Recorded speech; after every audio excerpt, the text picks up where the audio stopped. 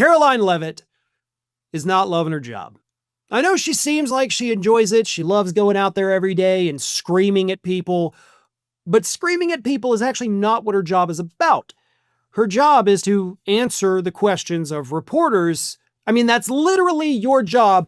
Answer questions from reporters.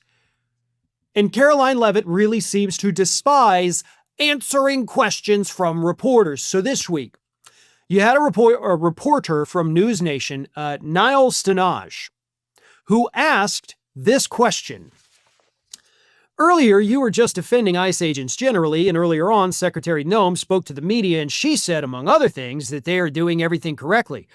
32 people died in ICE custody last year, 170 U.S. citizens detained by ICE, and Renee Good was shot in the head and killed by an ICE agent. How does that equate to them doing everything correctly? Fair question, right? She says they're doing everything correctly. Here's everything they've clearly not done correctly. What say you, Caroline Leavitt? And Leavitt responded by saying, why was Renee Good unfortunately and tragically killed? And the reporter goes, are you asking me my opinion? Because an ICE agent acted recklessly and killed her unjustifiably. And she goes, okay, so you're a biased reporter with a left-wing opinion. And the reporter says, you asked me my opinion. What do you want me to do? And then Leavitt says, yeah, because you're a left-wing hack. You're not a reporter. You're posing in this room as a journalist, and it's so clear by the premise of your question. Oh, and you and the people in the media who have such biases but fake like you're a journalist, you shouldn't even be sitting in that seat, but you're pretending that you're a journalist, but you're a left-wing activist. And the question that you raised in your answer proves your bias. You should be reporting on the facts. You should be reporting on the cases. Do you have the numbers of how many American citizens were killed at the hands of illegal aliens who ICE has tried to remove from this country? I bet you don't. I bet you didn't even read up on those stories. That's not normal. That's not something that a sane, normal person does. Like, hey, it's your job to answer my question, so I'm going to do my job and ask you a question. What do you say, Caroline? Fuck you, you fucking asshole! Get the hell out of here! Okay, that's one way to respond. Jesus Christ. I mean, I don't even know how somebody just goes from like, okay, next question, how are you? And then, I hope your whole family drops dead and you get in a car accident on your way home, you lying sack of shit. That's psychotic, is what that is, Caroline. Now look, I'm gonna give her a break, okay? I'm gonna say that maybe, it's the pregnancy hormones, right? I mean, that can cause wild mood swings. Okay, so yeah, that could explain that to a degree. The hormonal imbalances, the hormonal overloads and surges. She could be exceptionally uncomfortable, could be painful. So she's acting out, right? Because it's not like she's ever done that before she got pregnant, right? No, she has repeatedly, so we can't even use that as an excuse. This is who she is as a person. An angry, bitter, in my opinion, psychotic individual that is just filled with hate. She's not well. Psychologically, neurologically, something is wrong with her. And I know a lot of the focus is on Donald Trump's decaying physical and mental health, but we need to look at the mental health of these other people. I talked about Trisha McLaughlin yesterday. She's a horrible, vile piece of shit.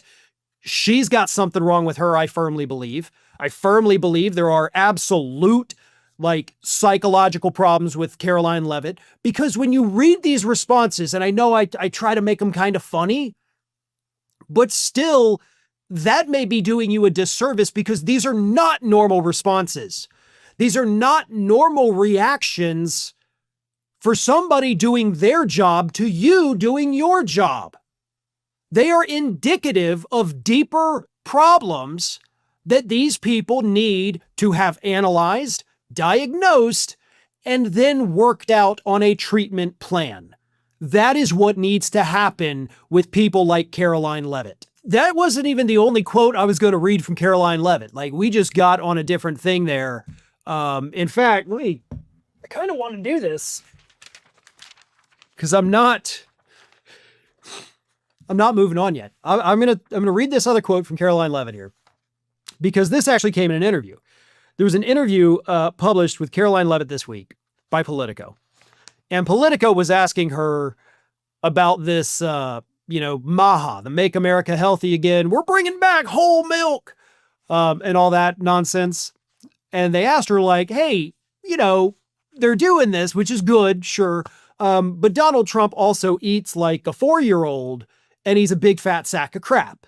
That's not how they worded it. I'm just paraphrasing a little bit. But they're like, yeah, the guy is deeply unhealthy, out there lecturing other people on how to eat healthy when he eats fast food like 8,000 times a day. So Caroline Leavitt had this to say about it. The president has his own personal habits, but he understands the movement and the power behind all of these moms who have united in pushing for a real public health change, and he fully supports it and gets it. He's also a huge believer in choice for parents, in parental decision-making, whether it comes to education or health. He knows that parents are the best people who are best suited to make decisions for their kids, and he fully empowers that mentality. I wanted to read that just because it's so dumb. It's so many words to literally say nothing. He wants parents to be able to choose what they feed their children. When have they not been allowed to choose that? Like, when has a parent in the United States of America not had the choice about what foods they can purchase to serve to their children? Like, the only thing that would ever hinder that choice is, of course, finances, right? You can only choose between the things, obviously, that you can afford, but you can nobody ever said children are not allowed to have whole milk anymore, ever. School, home, doesn't matter, you can't do it. That never happened.